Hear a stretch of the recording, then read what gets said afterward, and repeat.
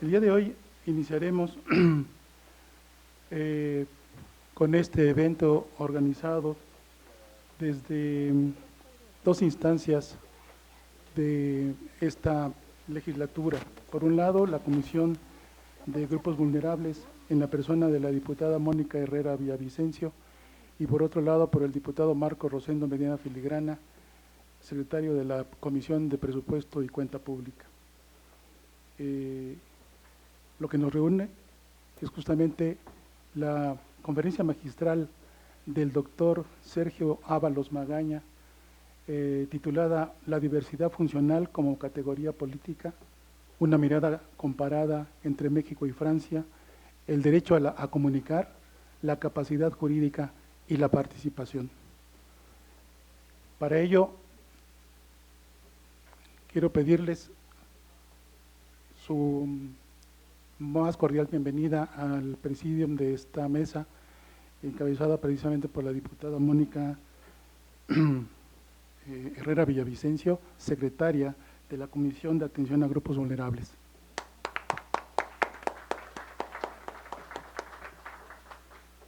También nos acompaña el diputado Marco Rosendo Medina Filigrana, secretario de la Comisión de Presupuesto y Cuenta Pública. Nos acompaña el doctor Sergio Arturo Ábalos Magaña, conferencista de esta mañana. A todos ustedes una muy cordial bienvenida y gracias por su atención a lo que a continuación está por desarrollarse. Quisiera otorgarle la palabra a la diputada Mónica Herrera Villavicencio para que nos dirija unas palabras antes de iniciar con la conferencia magistral.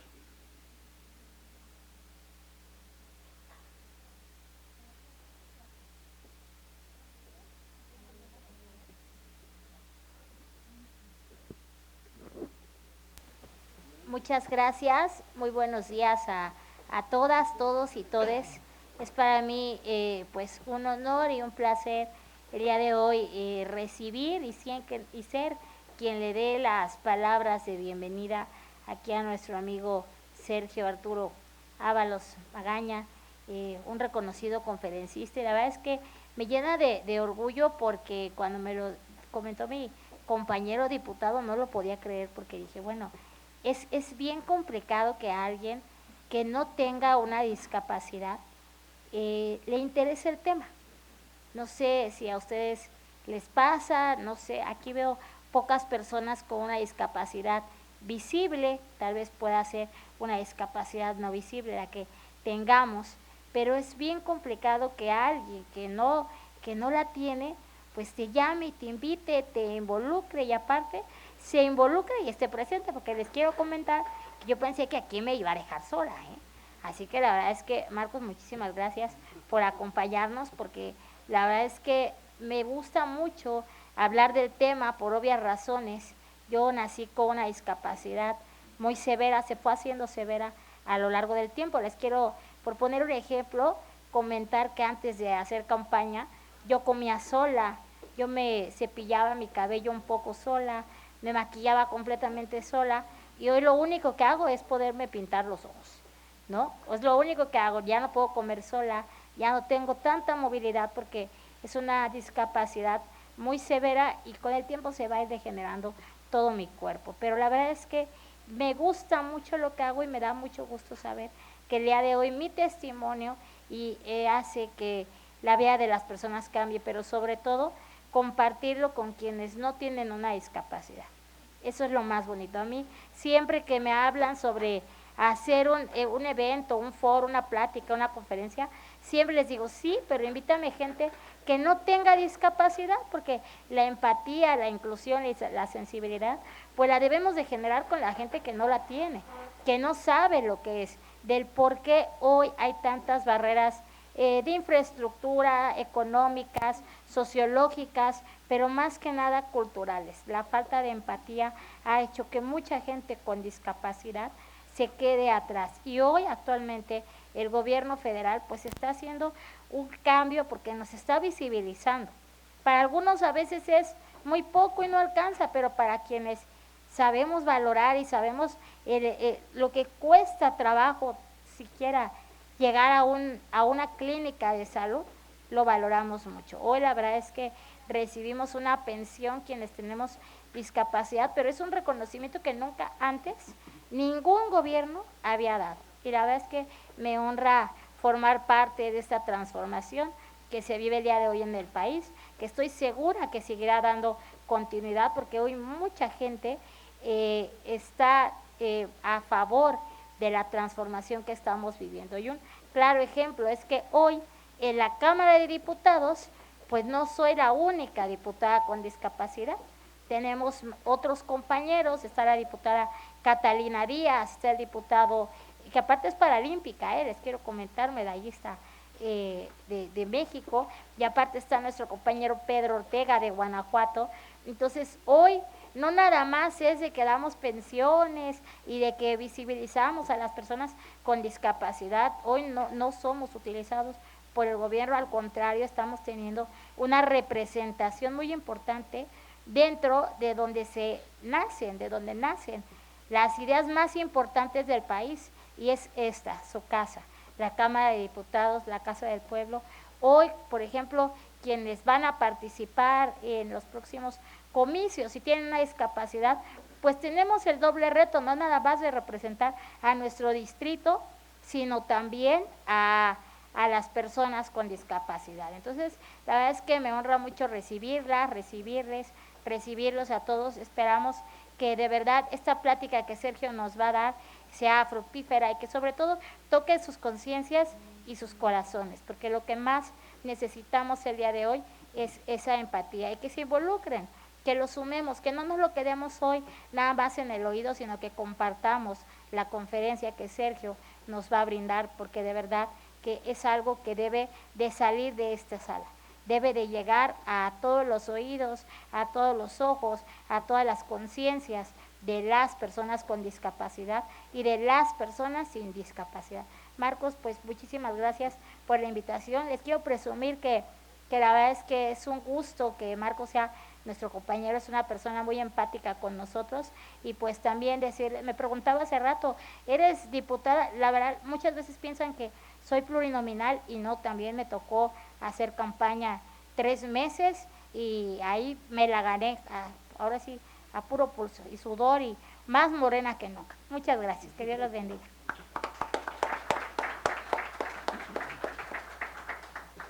Muchas gracias, diputada. Le pediríamos al diputado Marco Rosendo Medina que nos pudiera también brindar un mensaje antes de iniciar con la conferencia del día de hoy. Sí, bueno, gracias. Sí se escucha, ¿verdad? Buenos días a todas y a todos.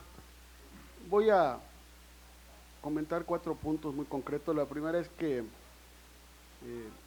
darles la bienvenida a todas y todos ustedes aquí a esta Cámara de Diputados, que aunque pareciera meramente enunciativo que dice la Casa del Pueblo, pero debería de ser así, y es un gusto que estén todas y todos ustedes.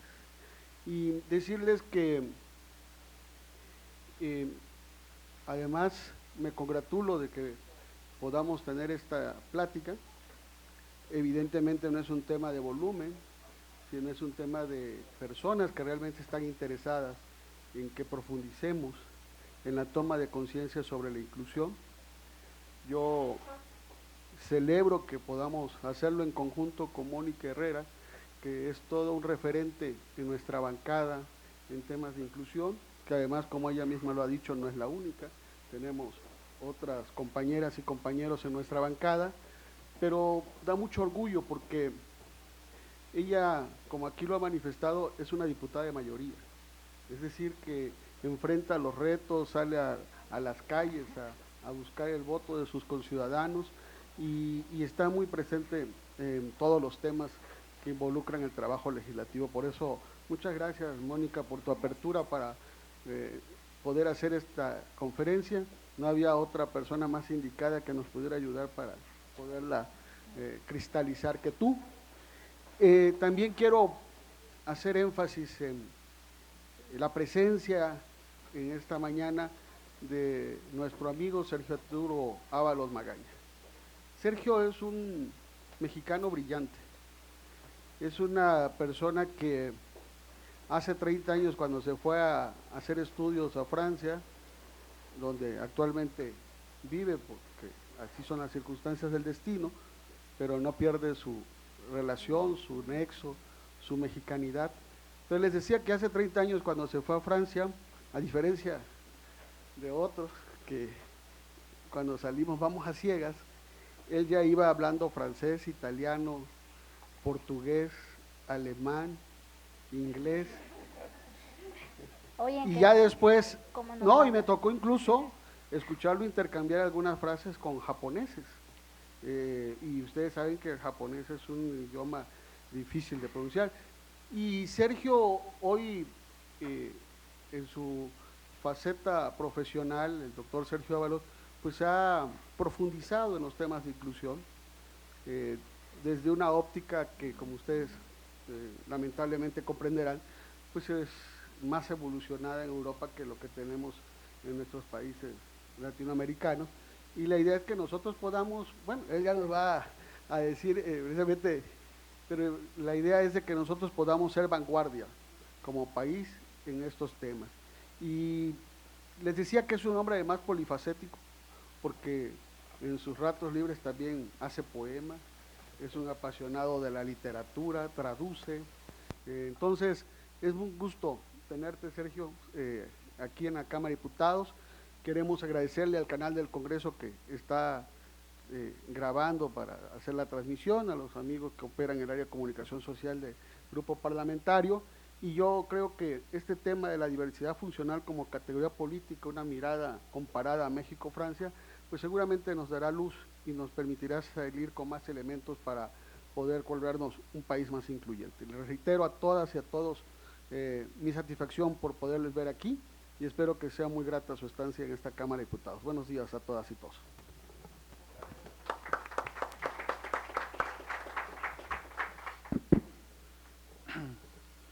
Pues para complementar lo que el diputado bien acaba de decir a propósito de la tan distinguida visita del día de hoy del doctor Sergio Ábalos Magaña, me voy a permitir leerle a ustedes un resumen apenas de lo tanto que él ha realizado en su vida profesional. Es licenciado en Derecho por la Universidad Juárez de Tabasco y ha hecho estudios de posgrado en Ciencia Política, Derecho, Prospectiva y Ciencias de la Educación en la Universidad de París. Fue miembro del grupo de profesores e investigadores de posgrado de la División Académica de Ciencias Sociales y Humanidades de la UJAT, así como de la Coordinación de Posgrado de la Universidad del Valle de México, Campus Villahermosa. Se ha desempeñado como profesor investigador y vicepresidente de la Asociación de Profesores de la Escuela Superior de Obra Pública de París, donde impartió cursos sobre derecho humano, políticas públicas e innovación social para la inclusión de las personas con discapacidad. Fue igualmente secretario ejecutivo de la Comisión Estatal de Derechos Humanos de Tabasco.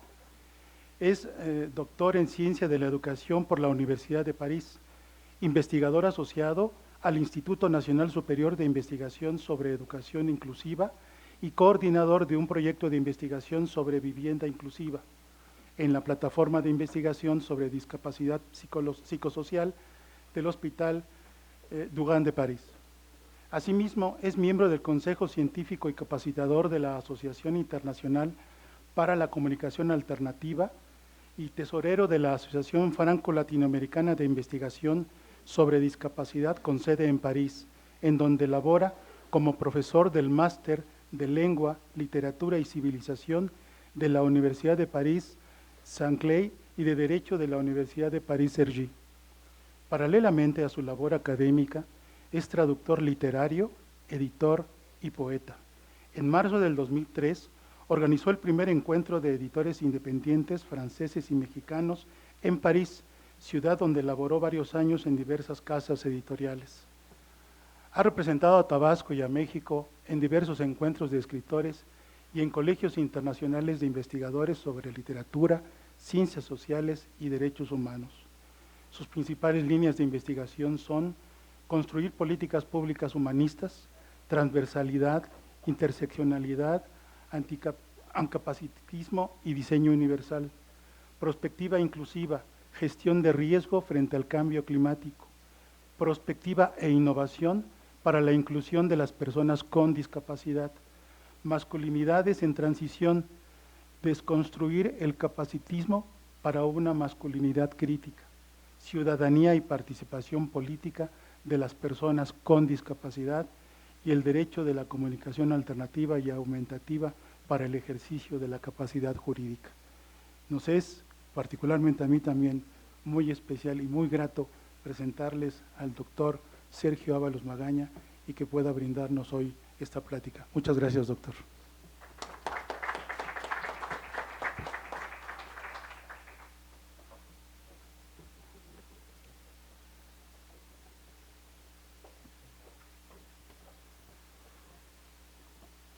Antes que nada, quisiera agradecer evidentemente a la diputada Mónica Herrera Villavicencio la oportunidad y el apoyo para realizar esta plática sobre un tema que incluso al interior de las discusiones sobre la diversidad funcional es poco abordado.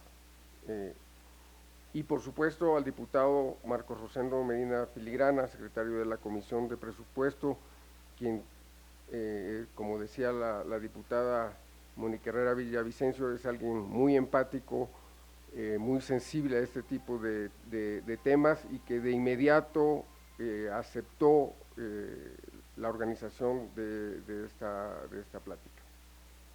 Sin más preámbulo, yo quisiera abordar este tema. Sinceramente, y me di cuenta desde el principio, el título es muy ambicioso para media hora de exposición, pero voy a tratar de abordar una buena parte de las aristas del tema para tratar de dar un panorama lo más claro posible.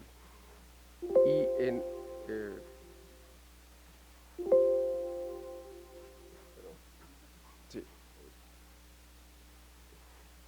en la cuestión de la comparación México-Francia, me voy a permitir diferir de lo que comentaba el diputado hace algunos minutos, porque en realidad, por increíble que parezca, y yo me siento muy orgulloso de decirlo hoy, en el tema de capacidad jurídica, México sí está yendo a la vanguardia y ha rebasado las discusiones que puedan tener hoy en Francia sobre ese tema. Lo abordaremos rápidamente un poco más adelante. Y voy a insistir mucho en la cuestión del derecho a comunicar porque creo que es un elemento esencial precisamente para el ejercicio de la capacidad jurídica y para la participación política de las personas con diversidad funcional.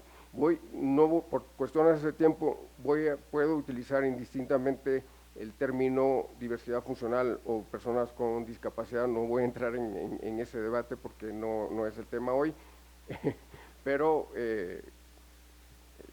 aquí el compañero Quique tiene muy buenos videos explicando las diferencias sobre la cuestión.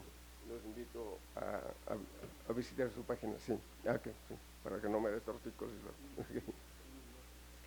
Bueno, rápidamente quisiera explicarles desde dónde les hablo, sobre todo no para insistir en el exagerado currículum que ha tenido a bien presentar el diputado Marcos Rosendo, sino más bien para explicar desde dónde me coloco, ¿no? Yo les hablo desde una perspectiva derecho humanista, porque el humanismo tiene que ser anticapacitista o no puede ser. Eso a mí me parece muy claro. Tiene que haber una perspectiva de género e interseccional. Les hablo también, y esto explica un poco lo que la pregunta que se hacía la diputada Mónica Herrera. Yo por el momento no estoy directamente concernido en mi persona por la discapacidad, pero soy padre de un joven con discapacidad y soy un padre que se ha apropiado la Convención de Naciones Unidas sobre los derechos de las personas con discapacidad, y eso no es una cuestión menor, porque el problema es que muchas veces las familias y las mismas personas concernidas no han tenido la oportunidad de conocer el contenido de la convención y no han tenido la oportunidad de apropiárselo, y eso es esencial para el ejercicio de todo tipo de derechos, ¿sí? Y como investigador, yo estoy convencido de que la investigación debe tener como objetivo el cambio de la realidad social, si no, no tiene sentido, ¿no? Podemos debatirlo, pero creo que desde ahí me coloco. También me coloco desde una visión, desde una perspectiva que considera que la discapacidad es política, profundamente política. Muchas veces, la mayoría desafortunadamente, se relega el tema a una cuestión meramente de salud o meramente social, etcétera, pero la discapacidad es una cuestión profundamente política, y lo dicen algunos investigadores franceses también, porque determina la vida de las personas, su acceso a la educación, al trabajo, a la vivienda, a las relaciones sociales, afectivas. Todo eso está determinado por cuestiones políticas. Entonces, la propuesta hoy es considerar la construcción política de la discapacidad para poder reflexionar alternativas a modelos que son de caridad o modelos médicos sociales. ¿Cuál es la situación en Francia? Aquí corro el riesgo de ser excesivamente simplificador, porque las condiciones son siempre complejas, pero yo les puedo decir que hoy en Francia hay una preeminencia de una visión médica y incluso de una visión de caridad muy presente. Hay en el cartel que ustedes ven, es precisamente de un llamado a huelga, dice todos en huelga, en una manifestación parisina muy reciente, el 15 de enero, de profesores de primaria contra la educación inclusiva. En Francia, pleno siglo XXI, los sindicatos de profesores están, no todos, pero una parte está contra la educación inclusiva. Es uno de los problemas a los que se enfrentan los padres y madres de niños con discapacidad en Francia, ¿no? En cuanto a la cuestión de la capacidad jurídica, hay discusión con respecto a ello, pero siguen anclados profundamente en una visión médica, y hay un desconocimiento casi total en las asociaciones, juristas, magistrados,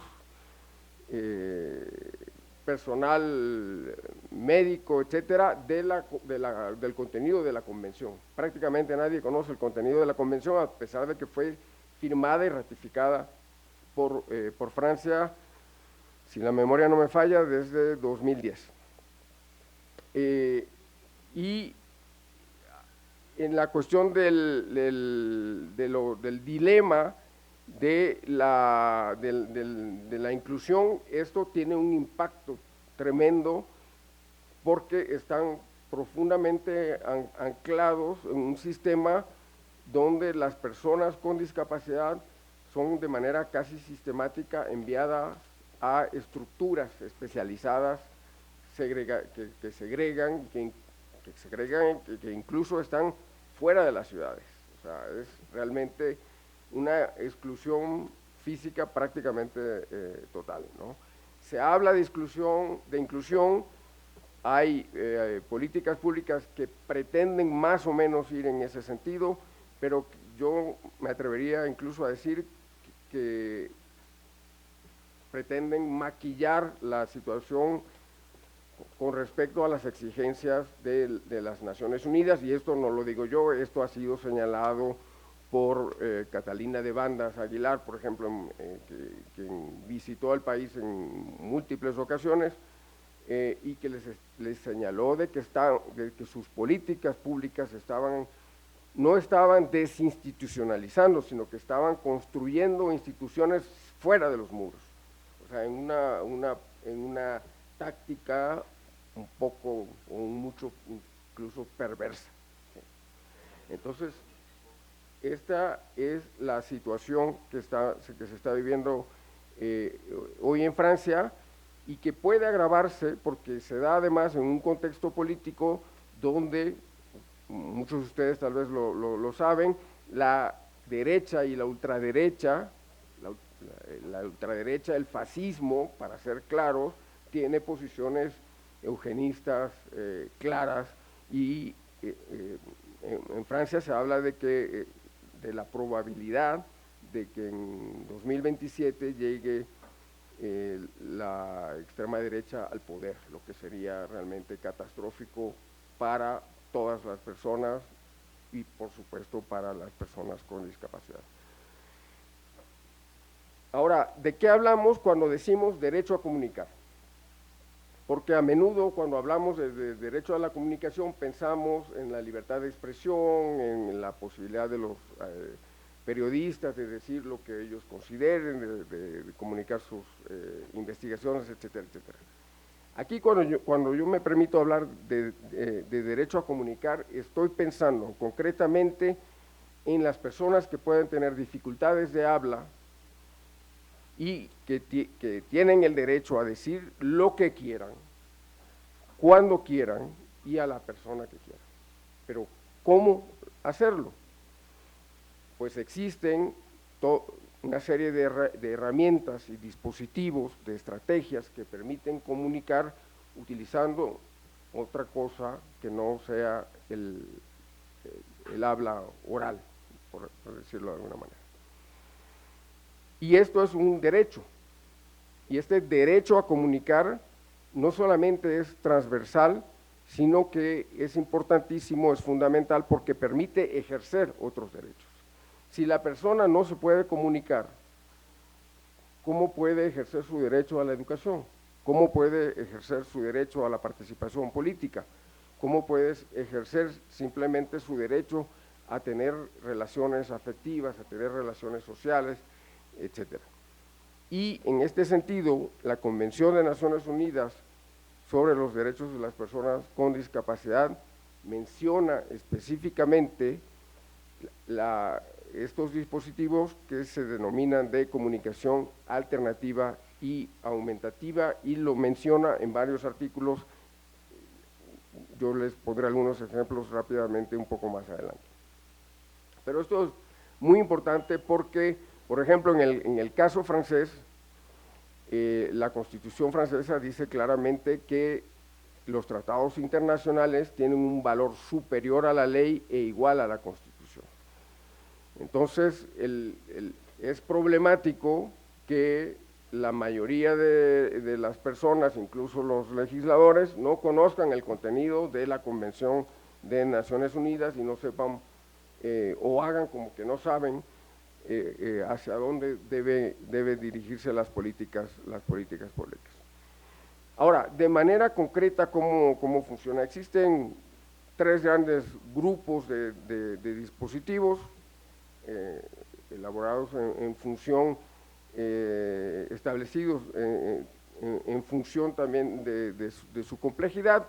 Hay dispositivos que no necesitan de ningún tipo de tecnología, como puede ser la utilización de la lengua de señas, no necesariamente la lengua de señas del país. Hay adaptaciones, hay un sistema británico, por ejemplo, que existe desde los años 70, que se llama Makaton, que utiliza adaptaciones de la lengua de señas del país, utiliza pictogramas y utiliza la lengua hablada, ¿no? Dispositivos un poco más elaborados, hay tableros de comunicación con pictogramas que pueden ser elaborarse como carpetas que le permiten a la persona señalar e incluso construir frases señalando pictogramas. Y bueno, ya con los avances de la tecnología existen dispositivos con sistemas de voces de síntesis que permiten a la persona ya sea escribir, probablemente recuerden cómo se comunicaba el astrofísico británico Stephen Hawking. Él fue quizás uno de los primeros utilizadores de estos sistemas ya más elaborados, pero hoy existen toda una cantidad de software que además con el desarrollo de la inteligencia artificial son bastante prometedores y que se conocen como lingüísticamente robustos. Esta cuestión de la robustez lingüística es hasta qué punto permiten el intercambio con otras personas. Por ejemplo, un tablero con pictogramas va a ser relativamente reducido, pero un tablero, un dispositivo electrónico va a permitir intercambios muchísimo más amplios y ricos para la persona que se quiere comunicar. Y aquí vienen dos preguntas retóricas que yo quisiera lanzarles rápidamente. ¿Saben ustedes cuántas decisiones en promedio al día toma un ser humano? ¿Y cómo comunican sus decisiones, su voluntad, las personas con dificultades de habla? En cuanto a la primera pregunta, hay un estudio de una universidad británica que dice que cada ser humano en promedio toma alrededor de más de 30,000 decisiones al día. Desde que nos levantamos, apago o no apago el despertador, me quedo o no 5 minutos más, qué camisa me pongo. Bueno, evidentemente hay toda una cuestión de jerarquía de importancia entre el tipo de decisiones que tomamos.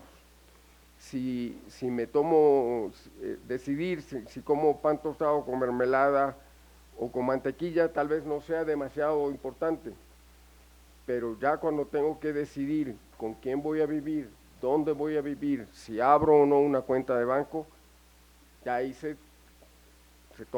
torna realmente importante. Y el problema es que a la mayoría, por no decir que a todas las personas que tienen algún tipo de dificultad de habla, y aquí también hay toda una serie de interseccionalidades, se les viola ese derecho a expresar, e incluso cuando pueden expresar su voluntad, su decisión, no se les respeta, ¿no? Entonces, aquí la cuestión, lo importante es que con estos dispositivos de comunicación alternativa y aumentativa, las personas pueden comunicar su voluntad, sus decisiones, intercambiar con las demás, pero también es importante que esas decisiones sean respetadas, ¿no? Y aquí les quiero hablar rápidamente de un mexicano que desafortunadamente no pudo estar con nosotros este día, pero que ha jugado un papel que a mí me parece importantísimo. Daniel Robles Aro es un joven jalisciense que se ha convertido en youtuber, en periodista, tiene una columna, creo que semanal o quincenal con Astillero. Él es utilizador de comunicación alternativa y logró introducir, pasar a la mañanera y pedirle al presidente López Obrador que se empezase a hablar de comunicación alternativa y aumentativa en los libros de texto gratuito. El presidente dijo que sí, y ya es una realidad. No recuerdo exactamente en cuál de los libros es que se habla de la cuestión, pero se menciona y hay actividades para hacer en familia para dar a conocer la importancia de la comunicación alternativa y aumentativa. Es un primer paso, podríamos pensar que no es gran cosa, es enorme, es enorme, pero no nos podemos quedar ahí, no nos podemos quedar ahí. Yo les pediría, sobre todo si están en redes sociales, sigan a Daniel Robles-Haro, está realizando una actividad impresionante y es un joven muy prometedor, y espero que más adelante pueda tener también una actividad política importante, porque eso es indispensable. Esta cuestión de las decisiones que tomamos, cómo las expresamos, tiene un impacto en el enfoque de derechos humanos que promueven las Naciones Unidas, porque hasta hace poco el enfoque que se promovía era de que cuando una persona no podía hablar o se consideraba que no tenía la capacidad, entre comillas, suficiente para tomar decisiones, entonces simplemente un juez o la familia podía decidir y pedirle al juez que nombrara a una persona que iba a tomar las decisiones en lugar de, lo que es muy fácil y muy simple. Pero Naciones Unidas lo que dice es: las personas siempre deben tomar sus propias decisiones, expresar esas decisiones, y esas decisiones deben ser respetadas. Si hay dificultades, entonces se debe crear un sistema de apoyo a la toma de decisiones, sistema de toma de decisiones con apoyo. Son dos cuestiones muy diferentes, pero evidentemente pasar de un paradigma a otro, de un modo de ver las cosas a otro, no es cosa fácil, y sin embargo, en México se ha dado un paso súper importante con la elaboración del nuevo Código de Procedimientos Civiles, que, bueno, hay debate entre algunos juristas, pero concretamente ya entraría totalmente en vigor en 2027, o sea que deja un margen para trabajar lo que se necesita. Es muchísimo, pero hay posibilidades. Ahora, ¿por qué algunos ejemplos rápidos de por qué o hasta qué punto es importante esta cuestión del respeto y del derecho a comunicar? Algunos ejemplos nada más. El artículo 11 de la Convención de Naciones Unidas sobre los Derechos de las Personas con Discapacidad habla de situaciones de riesgo y emergencia humanitarias. Ejemplo clásico y reciente, la pandemia. Y aquí les voy a dar un ejemplo de lo que ocurría en Francia.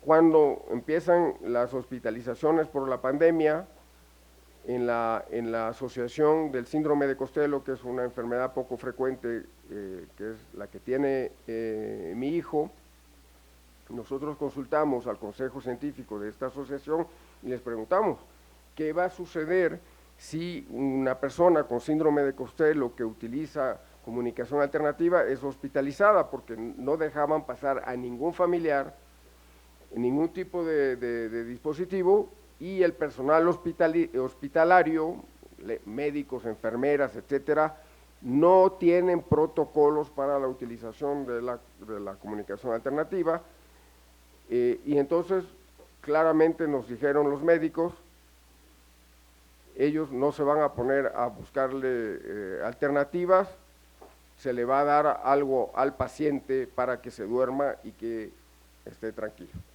Eso es una violación flagrante al artículo 11 de la Convención. Se denunció ante Naciones Unidas y también en México hubo ese tipo de violaciones.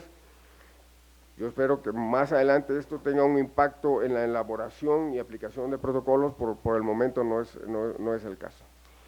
Otro artículo, el artículo que habla sobre protección contra la explotación y la violencia y el abuso. Imagínense ustedes, y muchas y muchos de ustedes saben que los agresores sexuales tienen tendencia a 6 veces más abusar de personas con discapacidad, particularmente cuando hay dificultades de habla, porque saben que no van a poder denunciar.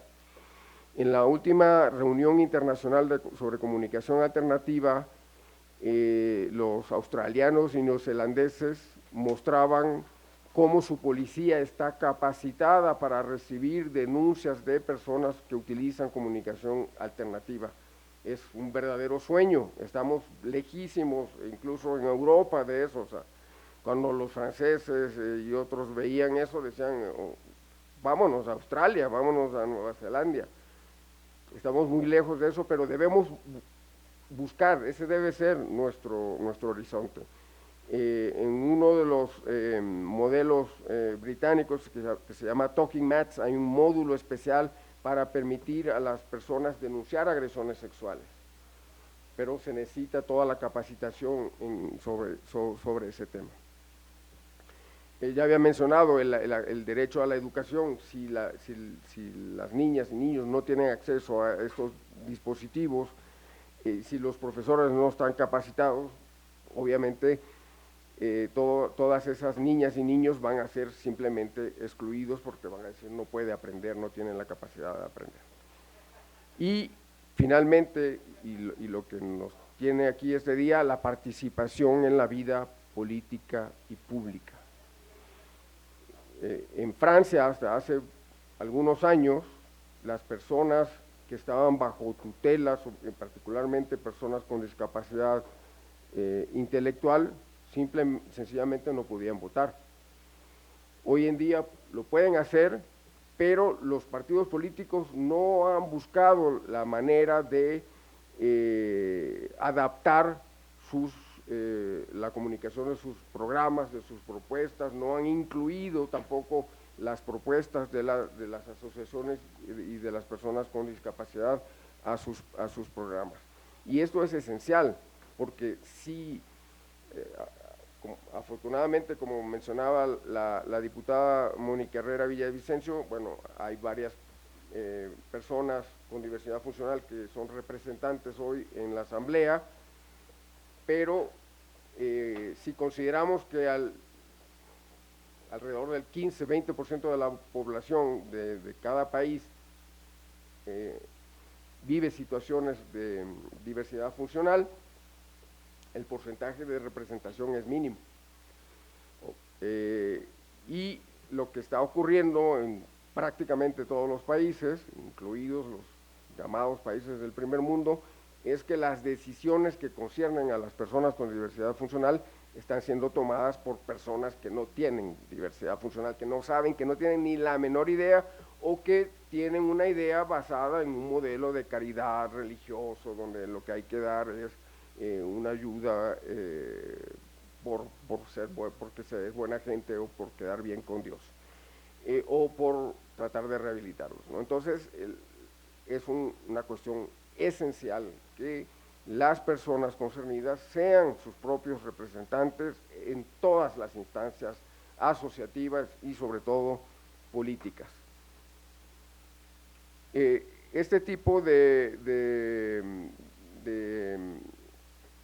dispositivos, por ejemplo, el que está bueno, a mi derecha, que es un llavero, se empezó a implementar en algunos hospitales a iniciativa de muy pocas personas que conocen este tipo de dispositivos. En Francia, el otro es un brazalete que se coloca de manera muy fácil. Claro, aquí las posibilidades de comunicación son relativamente reducidas, pero por lo menos se abre una puerta.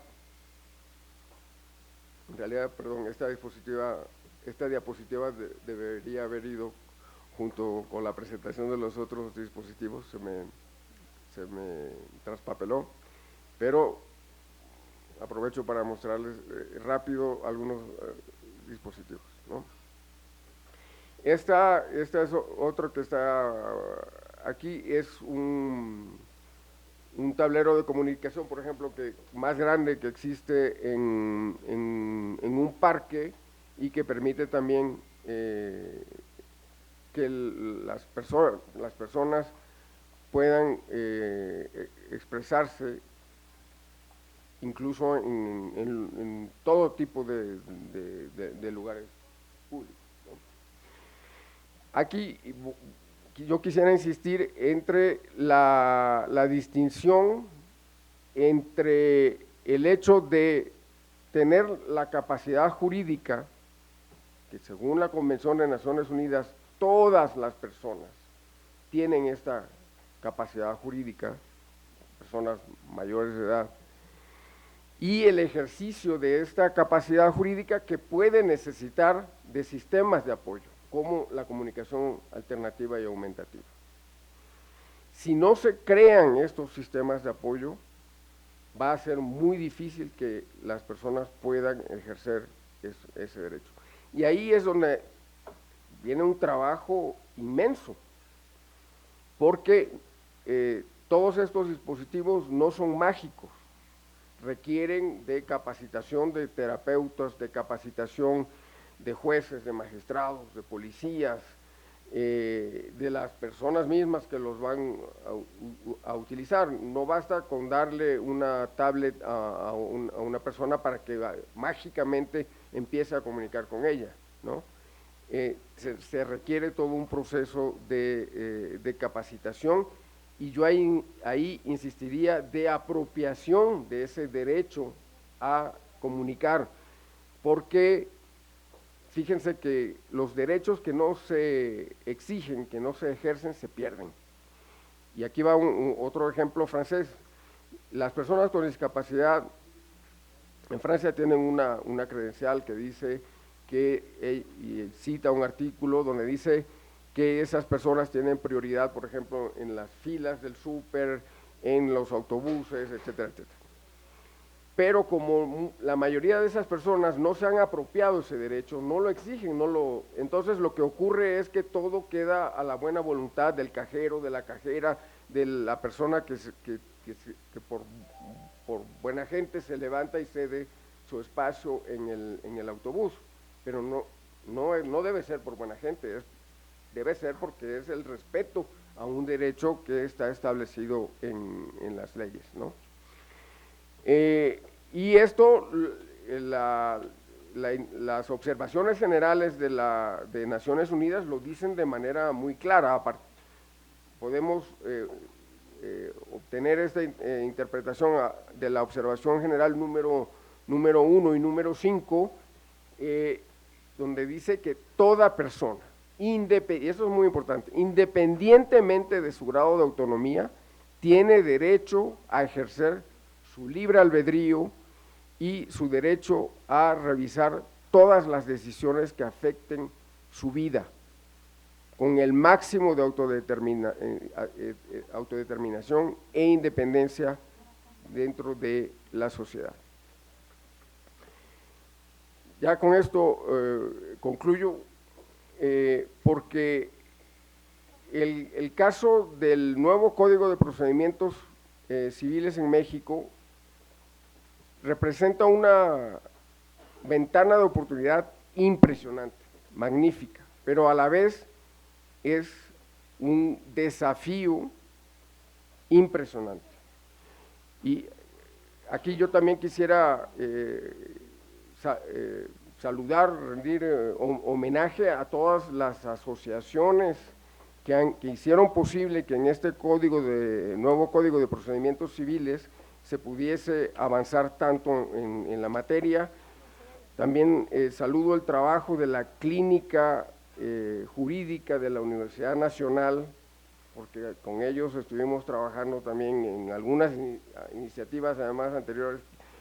Se venía empujando desde hace rato y bueno, al final se pudo lograr, pero insisto, el desafío es impresionante porque requiere, por ejemplo, la capacitación capacitación que implica un cambio de mentalidades, lucha contra prejuicios súper solidificados, capacitación de notarios, jueces,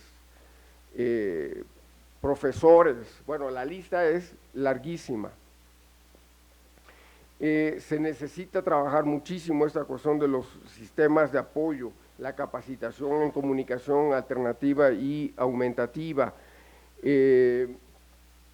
las acciones afirmativas, por ejemplo, que se están utilizando para promover la participación política de las personas con discapacidad, han tenido cierto impacto, pero no el que debería, ¿no?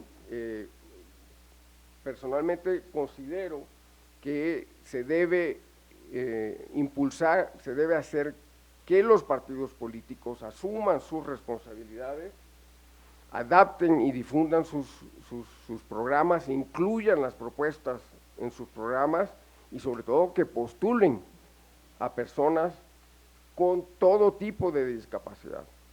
Daniel Roblesaro podría ser un candidato a diputado. En España hay hombres y mujeres políticos con todo tipo de discapacidad. Tuvieron una senadora sorda, tuvieron un diputado con dificultades físicas severas, e incluso han tenido a nivel de regidores a personas con síndrome de Down. Todas las personas, independientemente de su nivel de autonomía, con un sistema de apoyo, pueden y deben participar en la vida pública y política del país, no solamente votando, sino siendo votados. Sería prácticamente la conclusión principal de esta presentación.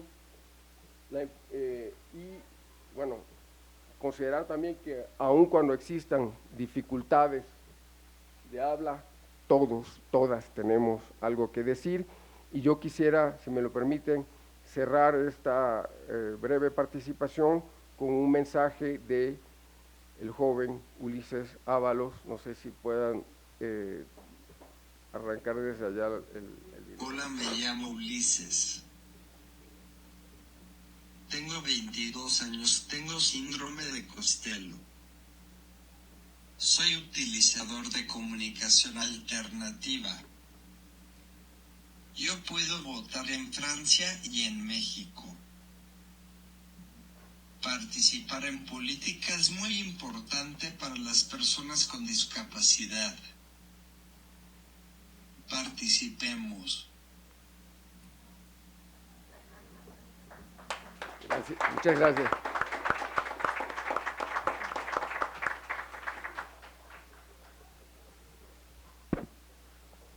Pues muchas gracias, doctor. Esta charla que en lo particular me gustaría que siguiera hablando el doctor por más tiempo, pues obviamente el gran enemigo de todos estos eventos es el tiempo. Y entonces también para hacer más rico el evento y al conjunto de conocimientos y de experiencias que el doctor Ábalos nos ha transmitido y compartido el día de hoy, pues sería oportuno dar oportunidad a una serie de preguntas que pudieran enriquecer el debate y además invitar a no nada más a enriquecer, sino a profundizar, a abrir nuevas líneas de investigación. Son varias las preguntas que tengo aquí, no las vamos a poder leer todas, pero solamente al azar, créanme que no, así como vienen llegando. Entonces haré 2 o 3 preguntas para que el doctor nos pueda responder. Si en aras del tiempo tenemos todavía oportunidad, algunas más, haremos algunas más, dado que la agenda del doctor está un poco complicada. Y entonces diríamos, ¿sí? Adelante, ¿todas? ¿Todas? Ok. ¿Hay disponibilidad del público? Ok, bueno, pues ya si los organizadores nos han dicho que sí, adelante. Entonces empiezo con la primera, dice: las personas que carecen de medios económicos para el acceso a dichos dispositivos y o educación y que se comunican por medio de otras personas que hacen las veces de traductor de sus necesidades y voluntades, ¿esa comunicación tiene validez jurídica, doctor? Otro participante nos dice: el activismo por la diversidad de los derechos humanos no solamente ha visto un sesgo de legislación, dejando una deuda con la población vulnerable.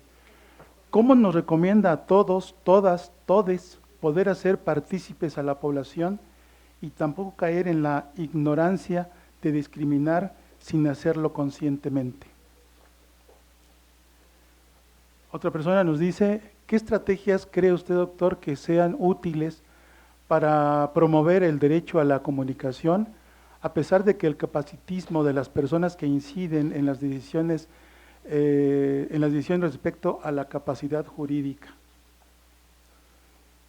También nos preguntan, ¿cuál es el motivo de la negativa de los docentes para la educación inclusiva? Me imagino que en el caso de Francia. Otra más nos dice, la reforma al Código de Procedimientos Civiles eliminó el juicio de interdicción, pero no deja claro cómo establecer la red de apoyo a la persona, ni su grado de decisión, ni el grado de decisión de la persona, por ejemplo, con discapacidad, y que respete su autonomía. ¿Alguna propuesta al respecto, doctor? Bien. ¿Qué hay más? Si quieren, ¿sí? voy. Okay. Sí. En cuanto a la cuestión de los medios económicos, es una cuestión esencial, ¿no? Y creo que en este sentido no hay que confundir, y tal vez los franceses tienen una expresión de que dicen tirar al bebé con el agua de la bañera, ¿no? Los apoyos económicos que se han implementado en este sexenio, que existen en prácticamente todos los países europeos desde la finales de la Segunda Guerra Mundial, son necesarios. Yo diría incluso indispensables. Y habría incluso que ir más allá, pero no nos podemos quedar en ello. No nos podemos quedar únicamente en los apoyos económicos, porque eso resuelve solamente una parte del problema. Si hay apoyos económicos, pero no hay accesibilidad arquitectónica, cognitiva, etcétera, etcétera, bueno, seguimos en las mismas, ¿no? Entonces, eso es esencial. Y esta parte de los apoyos económicos impacta en la cuestión, por ejemplo, de los intérpretes, eventualmente intérpretes de lengua de señas o intérpretes para ciertos dispositivos de comunicación alternativa, porque no cualquier persona se los puede pagar o los puede financiar. Incluso en países como Francia hay dificultades porque cada vez más están reduciendo ese tipo de apoyos por las políticas públicas neoliberales y dejan en estado de indefensión a las personas. Esto tiene validez jurídica, por supuesto, pero ya en la práctica hay situaciones muy particulares que tendrían que ver más bien con la sociología jurídica que con una cuestión dogmática jurídica. Les doy un ejemplo muy concreto. Yo conozco a un sociólogo francés utilizador, él tiene parálisis cerebral y es utilizador de comunicación alternativa. Él dice, yo contrato personas que me tienen que apoyar 24 horas al día, los 7 días de la semana. Soy un adulto y en una ocasión me dolía la cabeza, le pido a la persona que me estaba asistiendo que me dé una aspirina, la persona reflexiona 2 segundos y dice, no puedo, le tengo que consultar a mi empleador, porque es una cuestión de una agencia. Entonces, dice, ¿cómo es posible? Yo soy un adulto, a cualquier adulto que pida una aspirina se le da. Y el problema es de que no es únicamente el hecho de que haya pedido una aspirina, dice, lo mismo me sucede cuando le pido que cierre las ventanas, que apague la ventilación, etcétera, etcétera.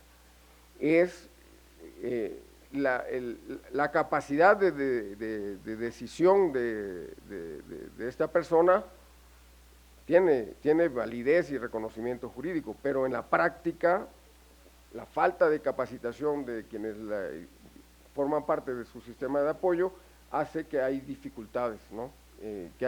Y todo eso habría que irlo resolviendo, previendo en la redacción de la legislación. Se ha insistido muchísimo y en todos los países sobre la sensibilización como una manera de ir avanzando. La sensibilización yo creo que es necesaria, pero como decía alguna asociación hace algún tiempo aquí en México, tal vez requerimos más politización y menos sensibilización, y yo estoy totalmente de acuerdo con ello. Sensibilización más politización, y creo que podremos ir avanzando por ese camino, y sobre todo capacitación y más capacitación de todas las personas. O sea, no podemos decir nada más vamos a capacitar a las profesoras, profesores, al personal de las escuelas, ¿no? Todas las personas debemos capacitarnos y debemos ser sensibles, abrirnos a cambiar nuestros prejuicios con respecto a las personas con diversidad funcional. El caso de las profesoras y profesores que están contra la educación inclusiva es un caso de escuela, porque lo que ellos dicen es, no nos han capacitado para trabajar con niñas y niños con discapacidad, lo que es cierto, ¿sí? Pero en lugar de pedir más capacitación y más recursos, más apoyos, están pidiendo que se excluya a las niñas y niños con discapacidad. O sea, están equivocando el camino. No se trata de, si yo no puedo ocuparme de mi grupo, pues el grupo tal vez debería ser reducido, que haya 2 o 3 profesores de apoyo. Y por ejemplo en Francia se empezó a implementar un sistema, creo que aquí les llaman de personas sombra, pero dentro de las políticas neoliberales tuvieron la genial idea de decir, bueno, entonces si una persona sombra se ocupa de una persona para que salga más barato, pues que se ocupe de 2 o 3 personas, pero sin la capacitación. Además, eso no tiene ningún sentido. Obviamente hay esta reacción por parte de las maestras y maestros, pero insisto, yo creo que están equivocando el rumbo, y en lugar de pedir más recursos y más capacitación, están pidiendo que se excluya a un cierto número de niñas y niños con discapacidad. La cuestión de las redes de apoyo es la gran tarea y el gran desafío, no únicamente para México, para todos los países. Yo he visto algunos modelos interesantes en Australia, en Nueva Zelanda, en Canadá anglófona, donde incluso estas redes de apoyo se van construyendo con amistades, con vecinos, con familiares, porque como padres y madres de personas con discapacidad, además, la gran cuestión que nos quita el sueño todos los días es qué va a pasar cuando nosotros no estemos ya aquí. Y en ese sentido se pueden ir construyendo redes de apoyo que incluyan a los vecinos, a las vecinas, a los amigos, a las amigas y a la sociedad en general. Y aquí luego surge un falso debate, porque se dice, si se elimina la tutela, la curatela, se deja completamente a las personas desprotegidas. No se trata de dejar a las personas desprotegidas, se trata de crear sistemas y redes de apoyo que vigilen que se respete la decisión, la voluntad de la persona concernida. Creo que a grandes rasgos respondí a esta parte. Muchas gracias, doctor. 2 comentarios. Uno de nuestros participantes dice felicitarlo por su exposición, doctor, y comentarle que la comunicación aumentativa y alternativa está siendo utilizada en el área de odontología para la atención de pacientes con discapacidad. Sin embargo, todavía falta más difusión al respecto. Otro de nuestros participantes nos dice, los derechos humanos requieren de condiciones estructurales para que pueda ejercerse la Declaración de los Derechos Humanos. Esta no basta, a mi parecer, si no se acompaña de una voluntad política estructural. Además nos dice, la función política de la discapacidad implica la interpelación a los saberes y conceptos y apertura a la investigación de la pluralidad de las variedades de constitución humana y los saberes por construirse. Estas son dos opiniones, no son propiamente preguntas, pero sí tenemos más preguntas y nos dicen en qué punto está y qué hace falta en México en términos de educación inclusiva cuando se aceptan estudiantes con discapacidades en las aulas. Sin embargo, vemos a los niños y jóvenes excluidos dentro de ese mismo espacio de clases, capacitaciones a docentes, concientización a padres de familia, iniciativas de ley. ¿Qué nos puede comentar, doctor? Y una más es, ¿se debe realizar algún documento legal donde se proteja este derecho a nuestros hijos no verbales? Sí, bueno, el trabajo de inclusión en materia de educación es un desafío impresionante porque efectivamente hay casos donde se acepta a las niñas y niños, pero los colocan al fondo de la clase y ahí están, bueno, sí, los tenemos ahí, algunos les llaman a eso integración, ¿no? En el sistema francés, otra de las perversidades es de que le dan la vuelta a la inclusión y dice, hacemos inclusión a la inversa. O sea, tenemos actividades y grupos para personas con discapacidad, pero si quieren venir las personas sin discapacidad son bienvenidas, y eso le llaman inclusión a la inversa, ¿no? Y entonces ya con eso sienten que hicieron la chamba, por utilizar una expresión coloquial.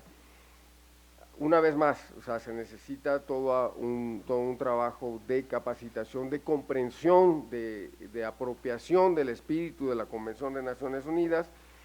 No basta la cuestión del trabajo legislativo, porque cualquier persona que se interese un mínimo en cuestiones de sociología jurídica sabe que una cosa es lo que dice la ley y que hay una brecha entre lo que pueda establecerse en la ley y su aplicación en el día a día de las personas, ¿no? Entonces, debe haber un trabajo paralelo en este sentido. Sí, le damos la palabra, ¿sí? Adelante, por favor. Yo creo que también, o sea, estar preocupados por educación inclusiva,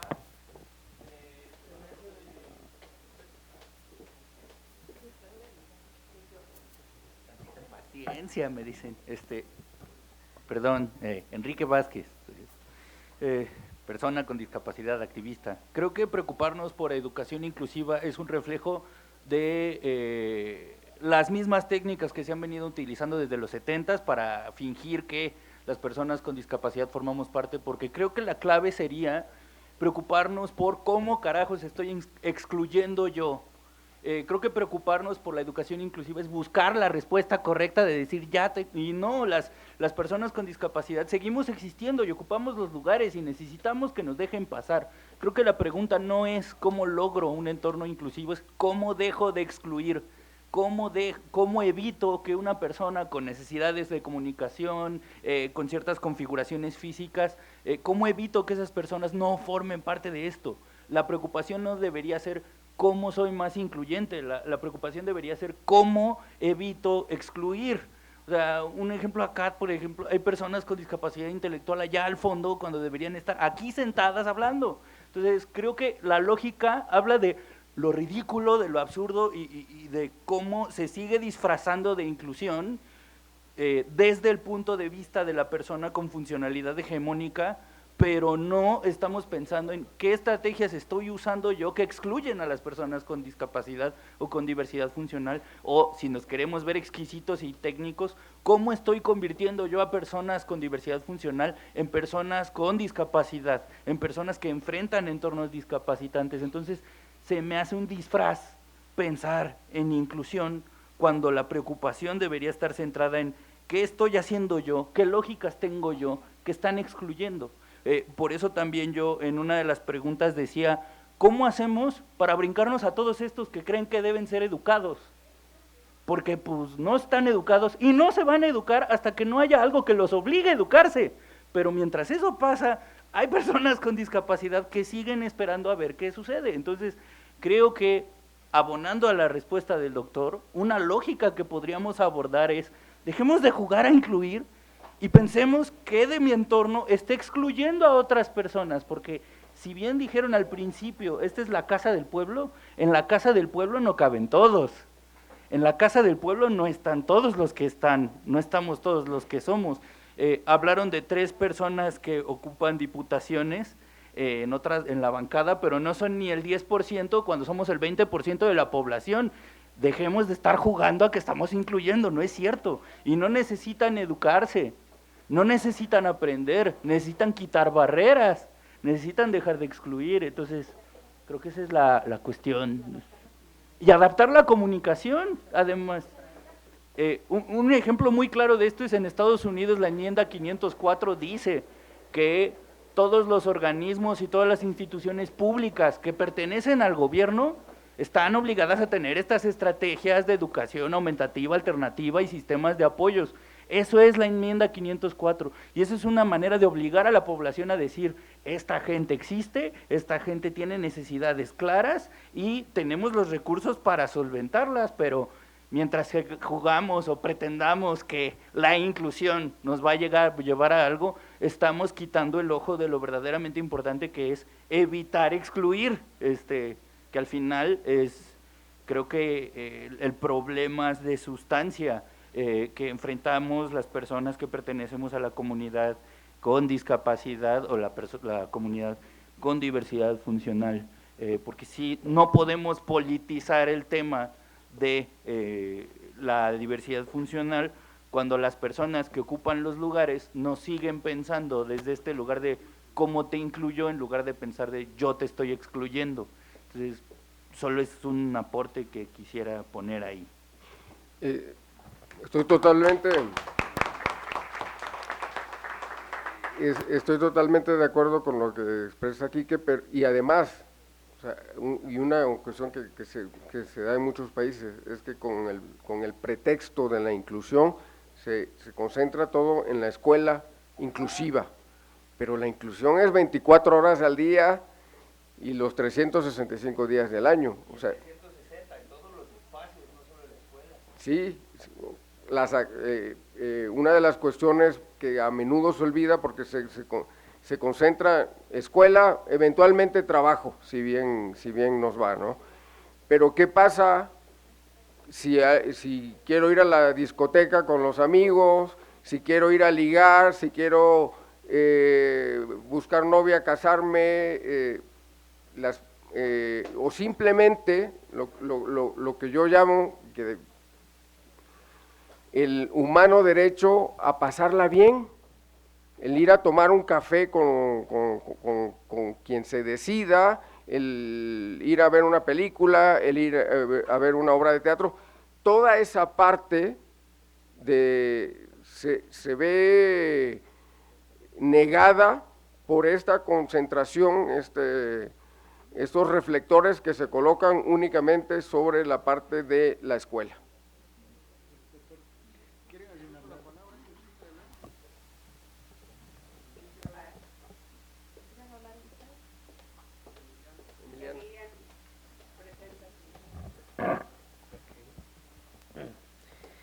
Soy Emiliano Morales Navarrete, aquí está mi amiga Eunice, somos personas con síndrome de Down. Ese es el grupo Vampire Wolf. Estamos dando la libertad con Cristian Chávez y Anaí. Yo soy bailarín y contemporáneo y mi amiga, mi ayudante es artista, es pintora. ¿Quieres decir algo? ¿No? ¿Seguro? Bueno.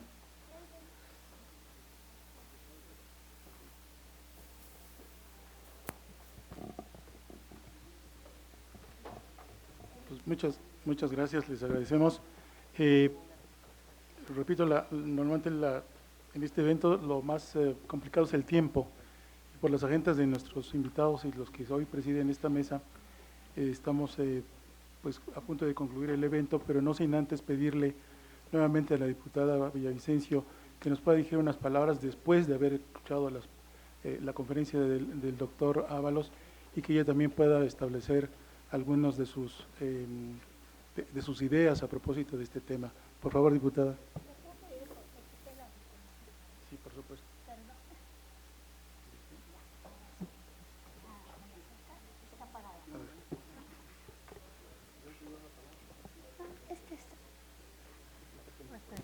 Ahí está ya.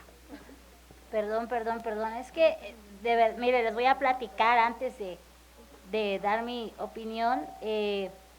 Aquí no somos dueños de nuestro tiempo en la Cámara.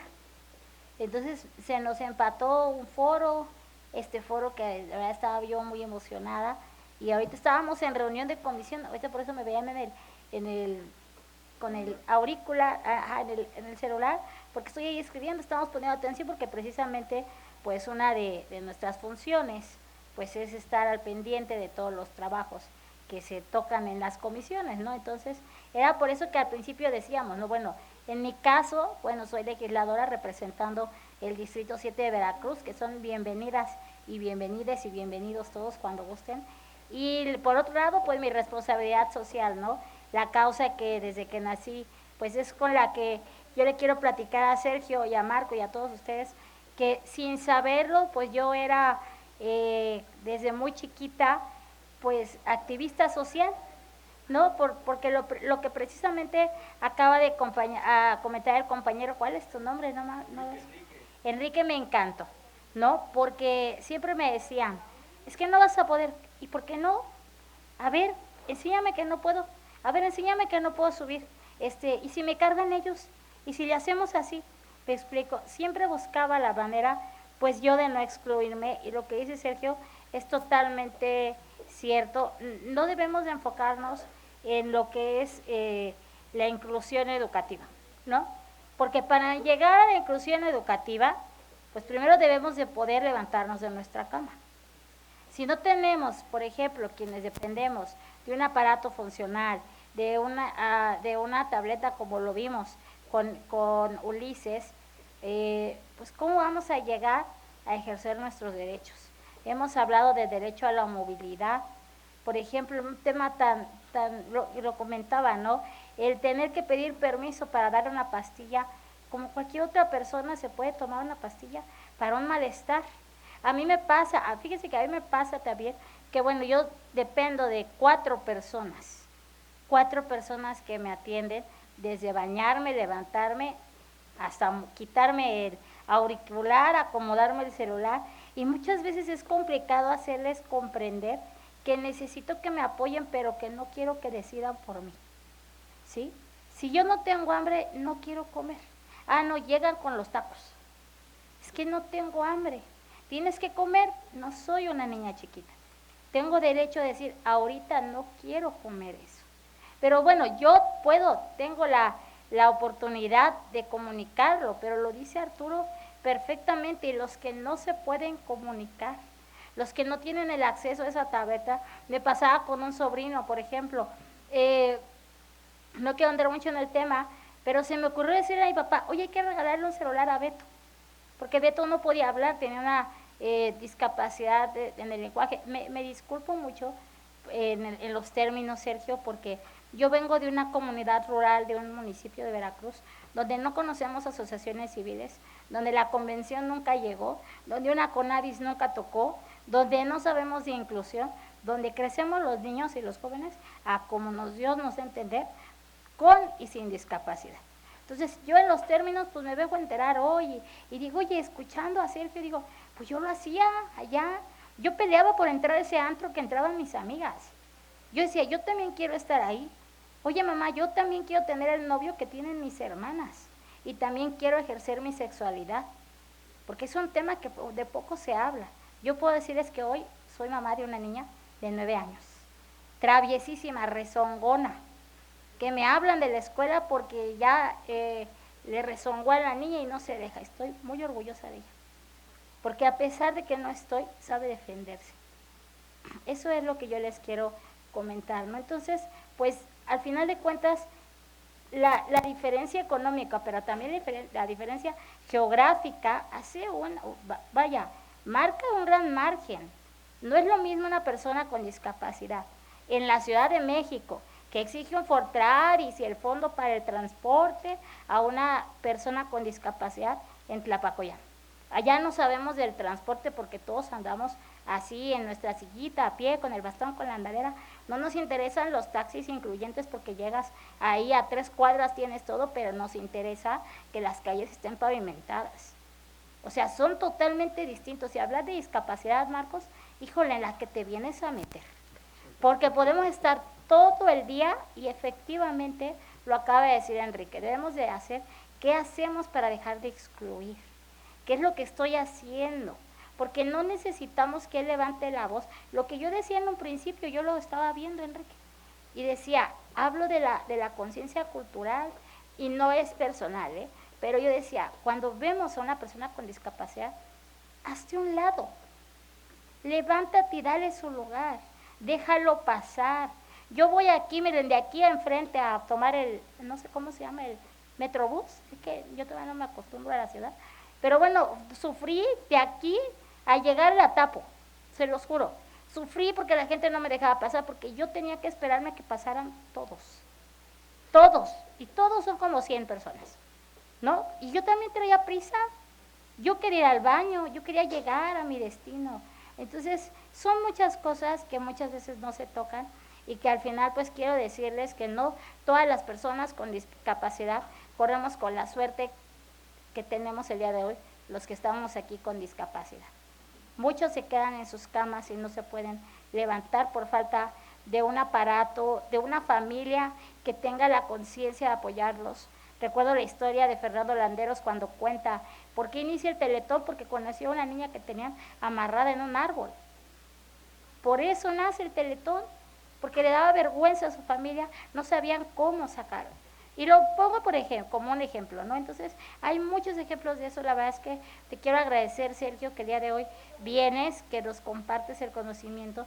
Te felicito por ser un gran padre, porque eso necesitamos, tener esa empatía. Agradezco a Marcos y a todos los que están aquí de asociaciones civiles, movimientos, a Denise también, muchas gracias, a Mari Carmen que estuvo detrás de todos nosotros y que al final de cuentas, pues quiero decirles que es de los eventos de discapacidad o con el tema de la inclusión, donde si pueden ustedes pensar que somos pocos, quiero decirles que somos muchos, porque pocas personas vienen y se les olvida que de lo que nosotros tratamos el día de hoy no es ajeno a nadie.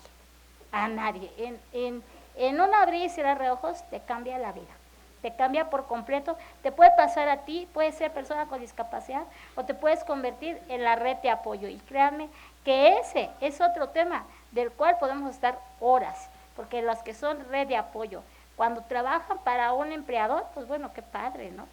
Pero cuando te toca y te tienes que hacer cargo, porque así es, porque no queda de otra, porque es tu mamá, porque es tu hijo, ¿cómo le haces? No puedes dejar a la persona, no puedes darle la espalda. Y entonces nosotros empezamos a depender de esas personas. Pero ¿qué pasa cuando ni siquiera la familia te quiere apoyar?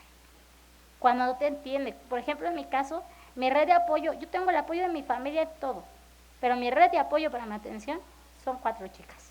2, que son las que, pues, hace la chava pesada, le digo. Me levantan y yo no sería diputada si no fuera por ellas. Yo no sería candidata si no fuera por ellas. Entonces, pues yo les agradezco a todas, a todos, y pues la verdad es que muchas gracias, chicas.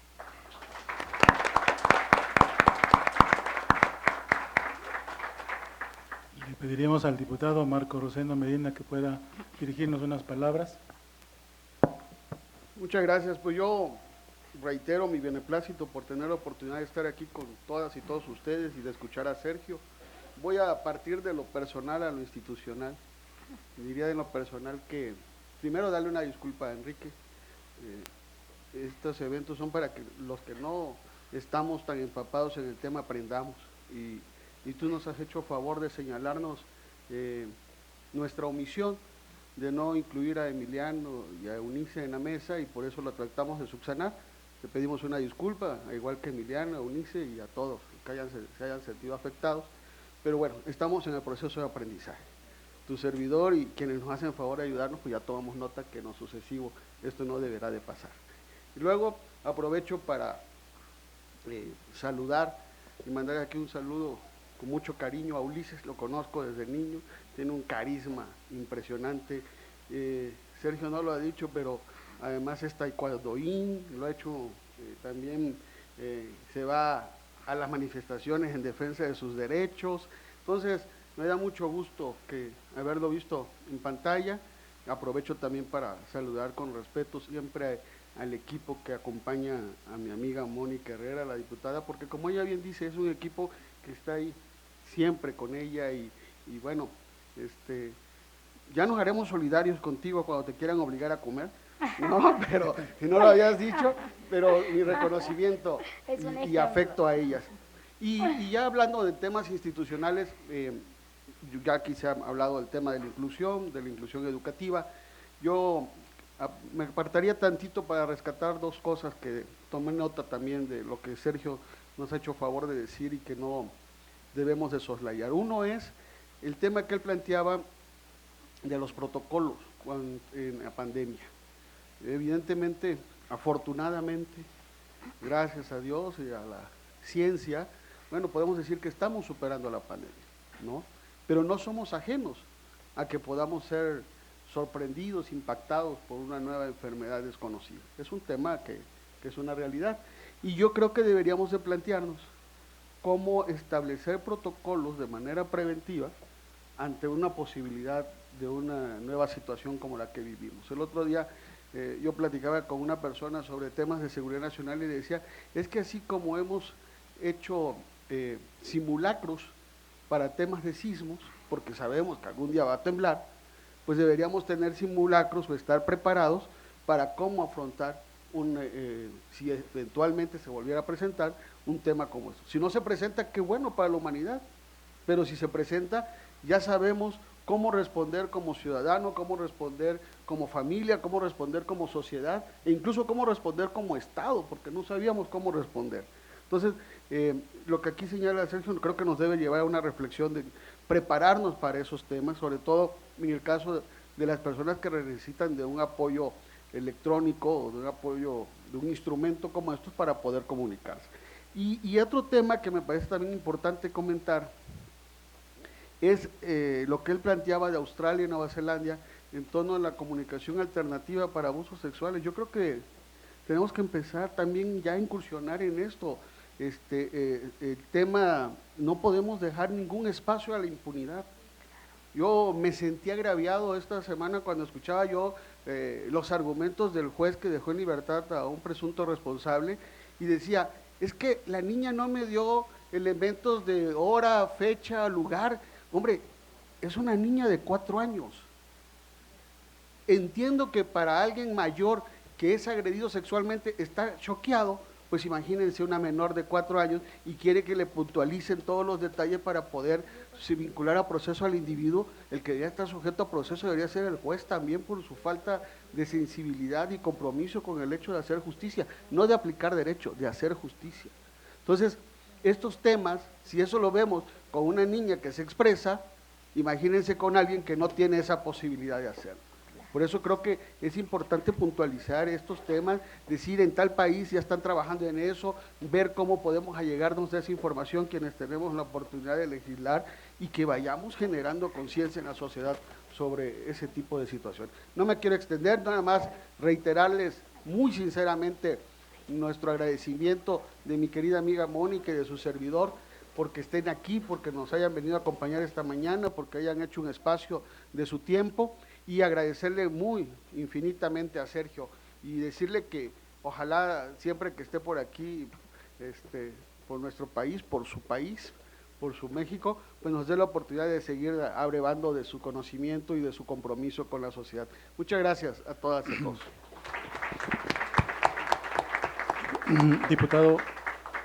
Diputados, antes de pasar a la conclusión de nuestro evento, Me parece que hay una participante que quiere hacer solamente uso del palabra para hacer un reconocimiento. ¿Es verdad?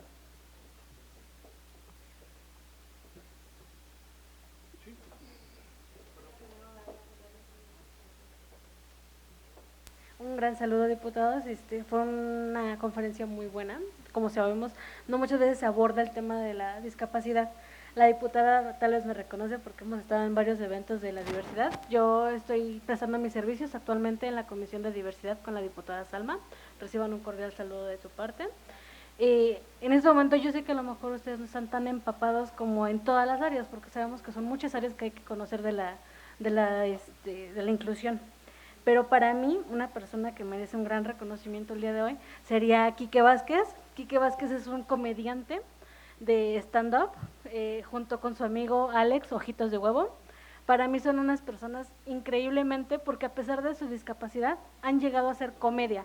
Entonces, por si no lo conocen, es Quique Vázquez. Lo mío es la parálisis cerebral. Entonces, desde que llegué y lo vi, para mí fue una persona que yo admiro mucho, porque él sabe vivir con su discapacidad, sabe reírse de su discapacidad, no se siente menos de lo que es una persona muy afortunada. Si tienen oportunidad de ver en Netflix su programa, también tienen su programa en Netflix, junto con su compañero Alex, está muy bueno, y nos enseñan que a pesar de su discapacidad, ellos salieron adelante de donde estaban. Tienen una experiencia y una trayectoria humorística muy, muy grande.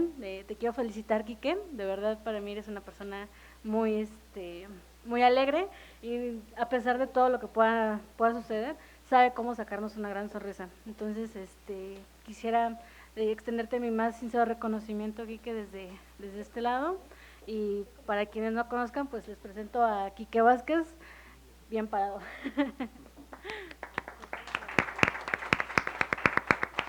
Muy bien, muchas gracias.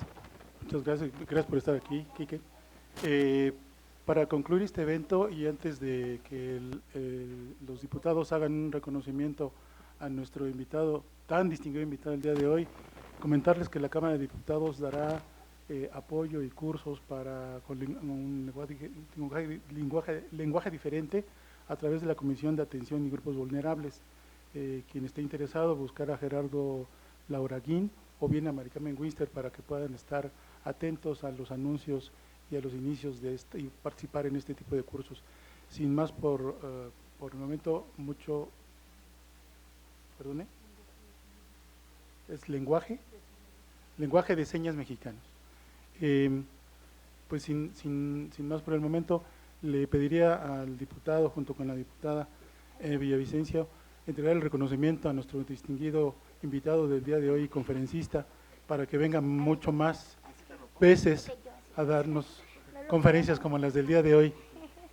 Pero le estorba el micrófono, mira.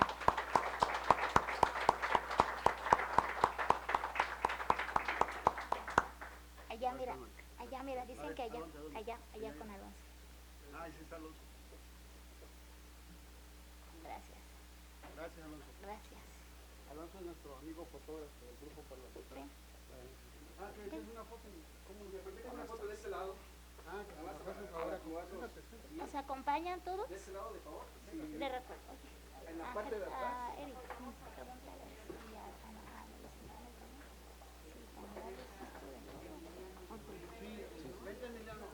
si ya quitamos el micrófono.